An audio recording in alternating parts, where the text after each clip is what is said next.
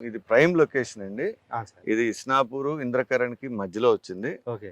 Pure residential zone లో, okay. R1 zone లో వచ్చింది. ఒక 8 ఏకర్స్ బిట్ చుట్టూతో ఇళ్ళు ఉన్నాయి. ఓకే. కన్స్ట్రక్షన్ చేసుకున్నా కూడా ఇమ్మీడియట్లీ రెంటల్ వచ్చే అవకాశాలు ఉన్నాయి. ఈ ఏరియాలో ఇమ్మీడియట్లీ చేసుకోవచ్చు. 3 నెలల్లో మీరు మొదలు పెట్టుకోవచ్చు ఇక్కడ.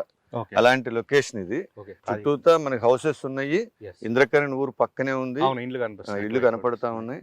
మనకి ఇటు విల్లాస్ కట్టుకున్నారు. Yes. ఇది హెచ్ఎండి అప్రూవల్స్ తో 8 ఏకర్స్ వెంచర్ అండి. ఇది HMDA RERA approvals. Immediately development start చేసాం.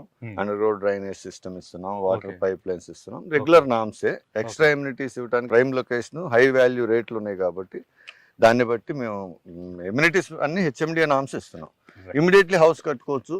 రెంటల్ ఇన్కమ్స్ కూడా వస్తాయి ఇక్కడ ఇల్లు కట్టి. మన ఇస్నాపూర్ కి ఇది నెక్స్ట్ వచ్చేది పాస్మేలార్ Yes. Industrial area. Okay. Heavy crowd ఉంది ఇక్కడ. అవును. లివింగ్ కి అవకాశం ఉంది.